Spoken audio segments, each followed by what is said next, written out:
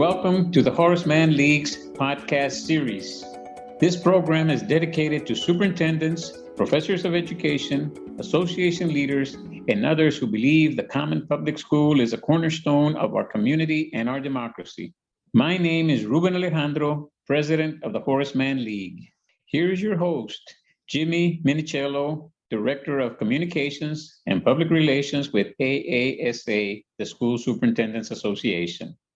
Hello, everybody, and thank you so much for tuning in, and a special thanks to the Horace Mann League for hosting our podcast series.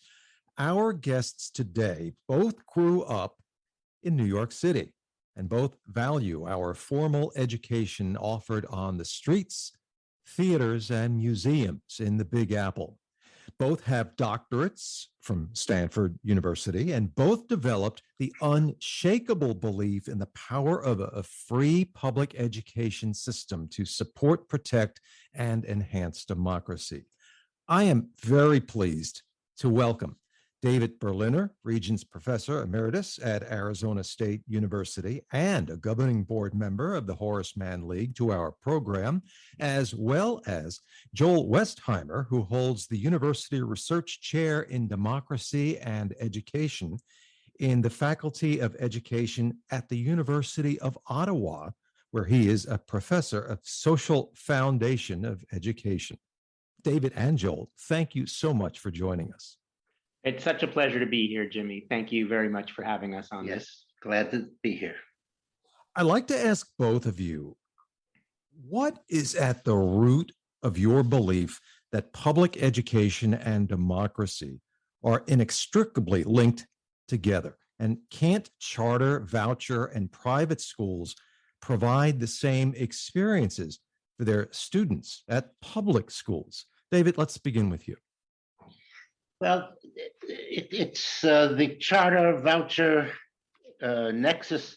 These are schools that can expel kids they don't like or parents they don't like, as opposed to counsel kids they don't like and parents they don't like. And the difference is enormous. All of us have people we don't like, but in a democracy, you have to learn to get along. You have to learn to negotiate. And it's our public schools that do that a lot better than our privates and our voucher schools and charter schools. It seems to me that there's a charter school, and it doesn't seem to me, I know there's a charter school in North Carolina that explicitly says no Jews, no Hindus are allowed, and we remove kids from our school if their parents are homosexuals or smoke marijuana. Well, I mean, the difference is clear. In a public school, we accept the notion that all of us are in this together and we have a country to run. And in a private or voucher or charter school, the assumption is we don't need you. Go away if you don't take care of our rules. Well, that's not the training we need for a democracy. Joel? Yeah, I agree with what David said.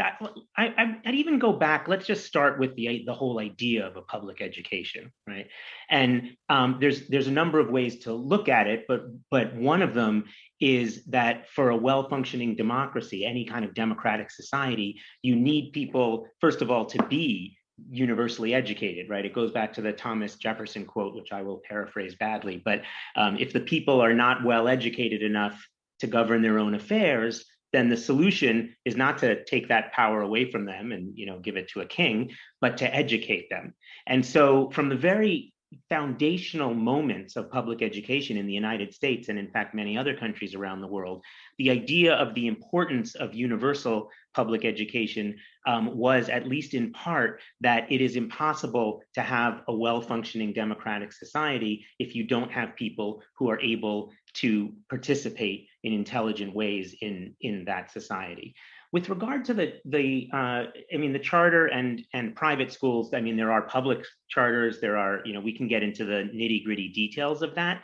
But just to say at the outset, charter schools, of course, David perfectly laid out some of the problems of private schools and certain charter schools. Now, you can create legislation to prevent some of those things or to enhance it, but Charters and private schools have always been a little bit of an escape valve for certain people who wanted their kids educated in a different way or in a different way, but they've never been a kind of social policy solution to the problem of education, right? To the idea that we need to educate a vast majority of the population. And so they, in some ways, there's ways for them to coexist with public schools, but they could never take the place of public education. And then, of course, as David said so eloquently, look, public schools, and this is going away because of massive economic inequality in the way that the populations of public schools sort out.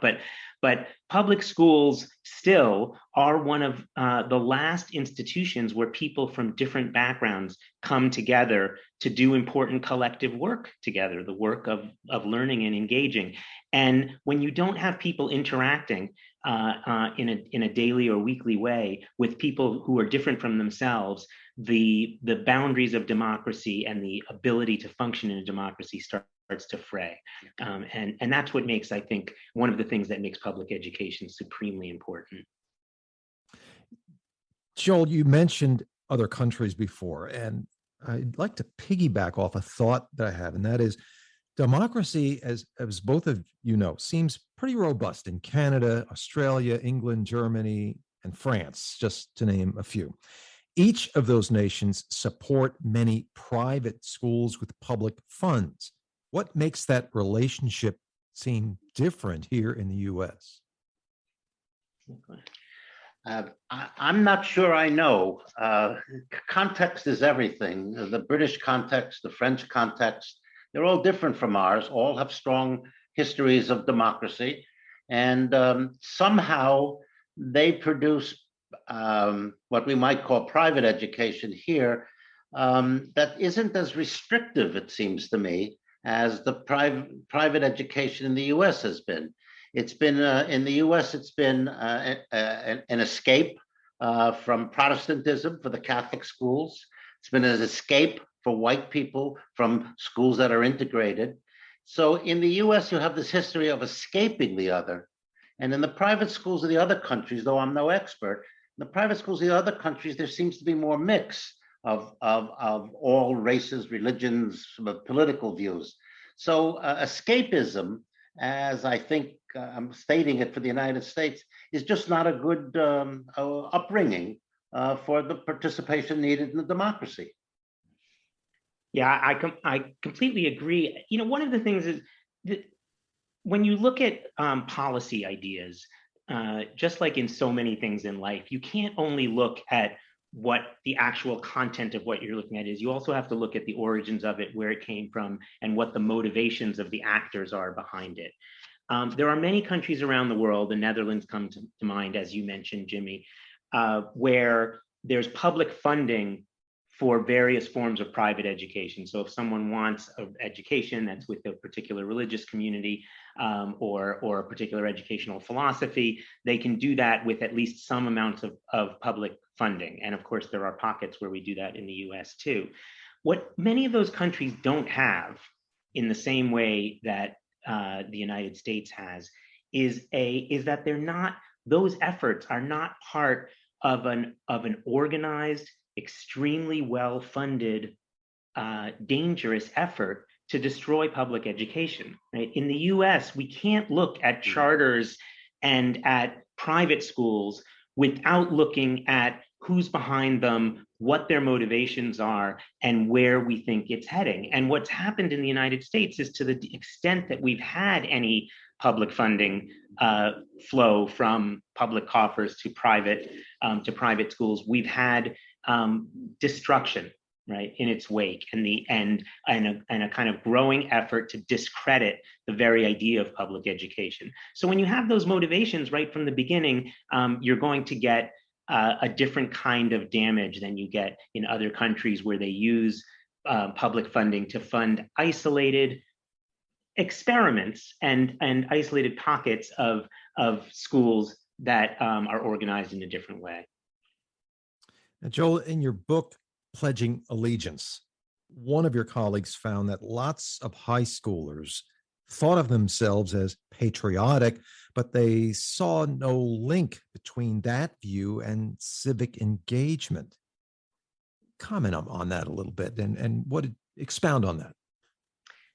Well, in that book, I laid out two forms of a kind of typology of patriotisms and types of patriotism, and I'll just mention the two main ones here. One was an authoritarian kind of patriotism, and the other was what I was calling a more democratic form of patriotism. And this was my maybe weak effort to try and reclaim the notion of patriotism for a broader swath of the public than the ones who want only a kind of uncritical, blind allegiance to the government. And I felt that was important because, it was G.K. Chesterton who said, "My country, right or wrong, is a thing that no patriot would think of saying except in a desperate case. It's like saying my mother drunk or sober." Okay, and we can all laugh about that quote. Oh, we don't, you would never say my mother drunk or sober because you wouldn't want your mother drunk. But when you think about that, I might say my mother drunk or sober, right? She's my mother. I'd want to get her into rehab. I'd want to get help for her. I'd criticize her use of alcohol to avoid problems in her life or whatever it was, right? But I would want to help. I would be there as a critical friend or son to help my mother get sober. It's the same with a more democratic form of patriotism. The highest form of patriotism is loving your country so much that you feel it's important enough in your time to criticize it and improve it. And yes, you're right that we did find, and there are a number of studies that found that the type of patriotism that has traditionally been taught in schools is simply that the United States, or whatever country you're in, is the best country in the world, and that there are no problems, and that we, everything is wonderful. It's like, do you remember Attorney General John Ashcroft? And he said, he admonished everyone. He said, because anyone who criticizes the government is helping our enemies, right? That's ridiculous, right? We have to come together to be critical of aspects of our national policy and of our things to improve it, and so you come together in that way. And unfortunately, civic engagement should be all about that. Should be all about that kind of critique, but is often patriotic education is relegated to singing patriotic songs and saying slogans, which, by the way, very few people are taught that Francis Bellamy, who was the author of the original 1892 pledge, which didn't contain any reference to God, by the way, he's a Christian socialist, right? Along with many of the other people who invented the symbols and the processes of patriotism. And he was highly critical of a lot of the trends of late 19th century American life, ironically, the ones that are plaguing us right now, like unrestrained capitalism and a growing sense of individualism. So was Bellamy patriotic? Of course he was, but he was not an authoritarian kind of patriot. He was a democratic kind. And all the other people we associate with American patriotism, Emma Lazarus, Catherine Lee Bates, and so on, these were all people who were deeply engaged in helping to improve society through critique and dissent, not in just blindly following and teaching that everything is great. Well, my comments are that thinking about my own high school, my children's high school in particular, when they're mature enough to deal with lots in the world, only a few of the kids in those schools get an apprenticeship in democracy. Mm-hmm. Only a few of those kids join clubs. Only a few of those kids do the newspaper. Only a few of those kids do the yearbook.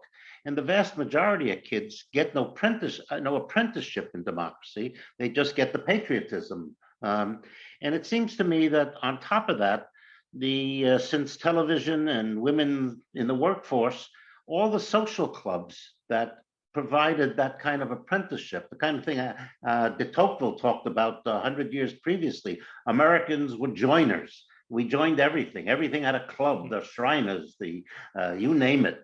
My father was a member of the Free Sons of Israel, whatever that was. With the disappearance of all those clubs, you saw the disappearance of community ways to deal with the problems of living that were democratic, because the clubs were basically democratic, Elks and all with the Moose, and although they had order and structure, they had community values at their heart very often, the Foresters and others. Well, it seems to me with the loss of all those clubs for an apprenticeship outside of the family, and the only a few kids in schools belonging to the clubs that provide an apprenticeship, one of the few places you got an apprenticeship in community life was in a gang. It seems to me that we've screwed up the whole system by not providing youth something very important, an apprenticeship in democracy. Mm-hmm. Are these clubs disappearing, or are there not enough students to sustain them? I don't know the answer, but the out of school clubs I know are disappearing. The Elks, the Foresters, the Free Sons of Israel, you name it. Those are, as people age out, the clubs disappear. It's partly a function of television. People stay home. Putnam's book, Bowling Alone, was all about the fact that the bowling leagues disappeared. Now, the good news is they're actually back a little bit, I've been reading. So there's a need for people to have community. I don't know if they're going to have bridge clubs again the way they did, or mahjong clubs, or that sort of thing. But there seemed to be more, in the age when I grew up, there seemed to be more communal activity available for people than in the age of television and just in our modern age.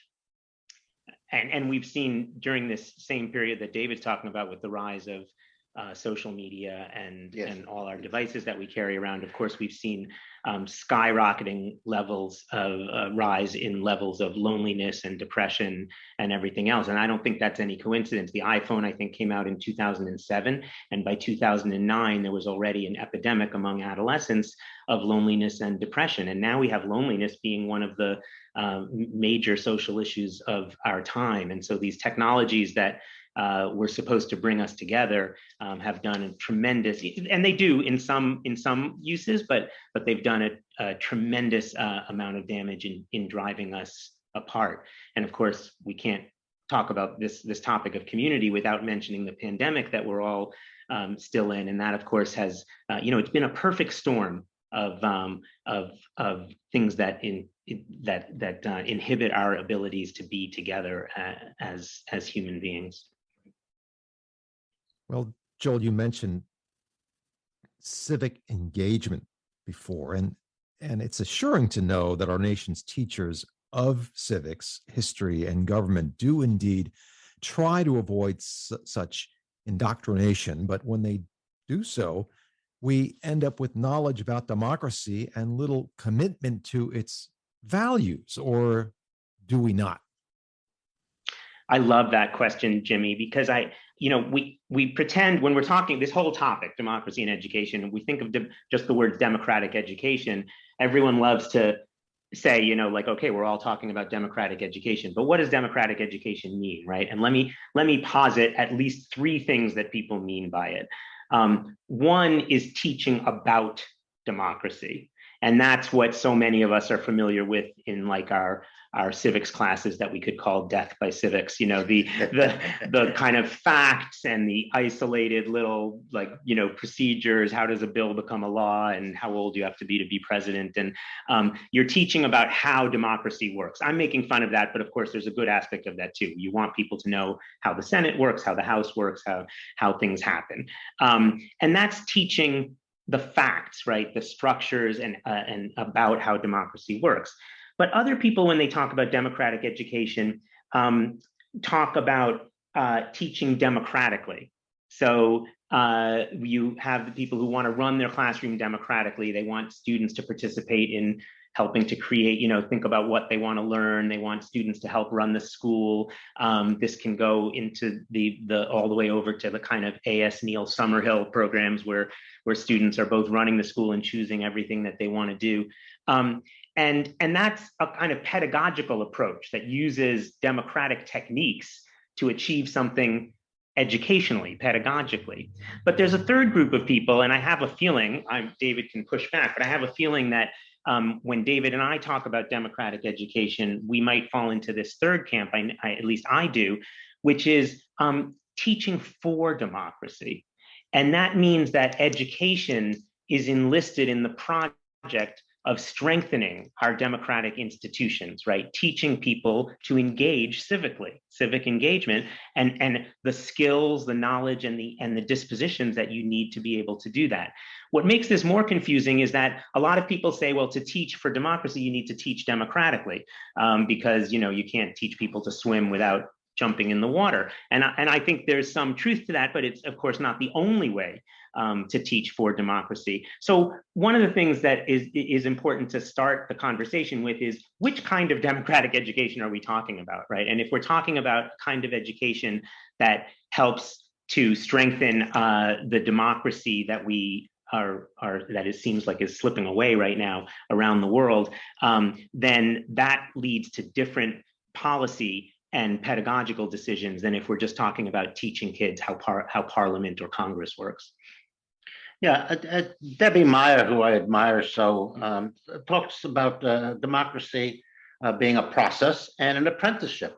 And an apprenticeship is a really good term for thinking about democracy. The kids need to be apprenticed to that, which means they have to belong to a school that has the processes that allow them to apprentice.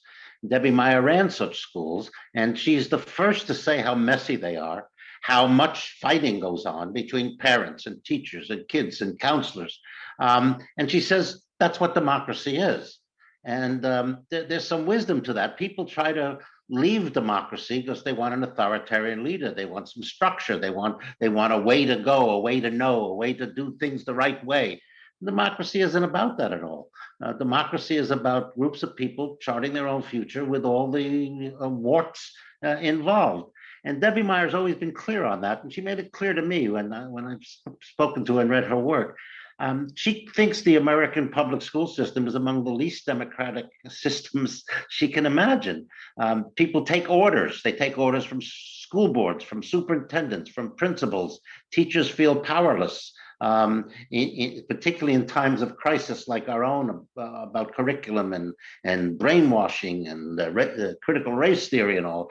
Well, if you feel helpless, you leave the profession, which is exactly what we're seeing. In democracy, you're fighting for your ideas, you're participating in a group to be heard, and you don't abandon it so quickly because you're an important part of it. So I think what we're seeing right now is we're paying a price for non-democratic schools. And I think that's a piece, certainly not the only piece, but a piece of why so many teachers are leaving. They're being imposed upon without a voice. And if there's anything about democracy that one word that captures it all, it's voice. People have a voice. They have a right to be heard. They have a right to make their ideas known. And public education in today's American environment does not give teachers a lot of that.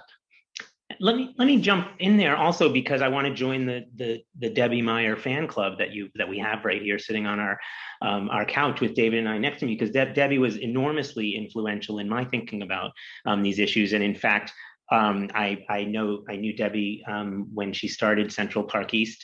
And then the schools that followed, and we've been in communication a lot since then. And one thing that Debbie Meyer understood that I think a lot of people sort of give reference to but don't enact, and Debbie was able to enact it, is that democracy is a verb, not a noun, right? That it's something that is both in motion and that has to be created with the people who are involved. Right. John Dewey said that famous line of democracy has to be born anew every generation, and education is its midwife. I think that Debbie knew that, it felt that in her bones intrinsically. And so her work as a school leader, as a teacher and then a school leader, was to involve everyone, the staff, the students, the parents, everyone in this process of building democracy anew every generation, which in her case meant every September 1st, right? And that's something that I think you can't build it and then it's done. Right. It doesn't work that way, right? It has to be exciting for every new generation coming in, and that's something that was built into the DNA of Central Park East and the other schools that Debbie worked in. Well, we just have a few minutes left. So I have one more question, and it's a hypothetical question.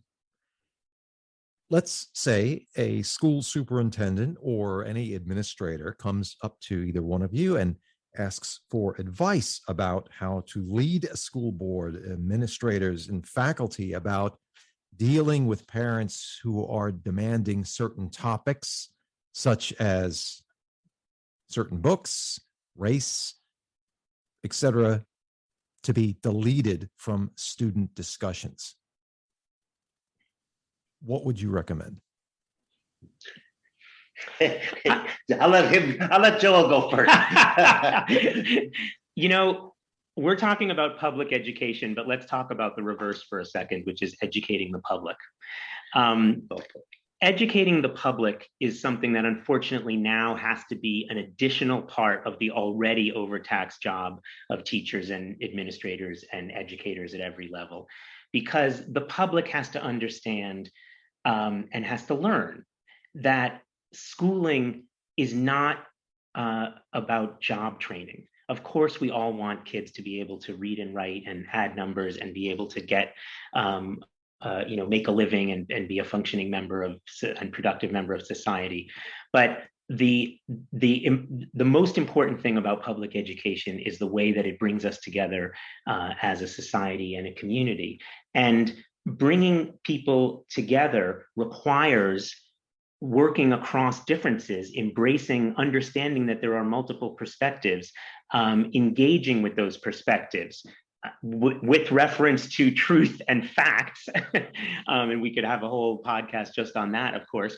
But we need to educate the public that this is the role of public schools, is to traffic in multiple perspectives, because that is the fabric of how our society works. And if we're going to pull a country of 360 million people together with so many different backgrounds and so many different beliefs, then we need to give people practice, an apprenticeship, as David said, in talking across and through those beliefs. And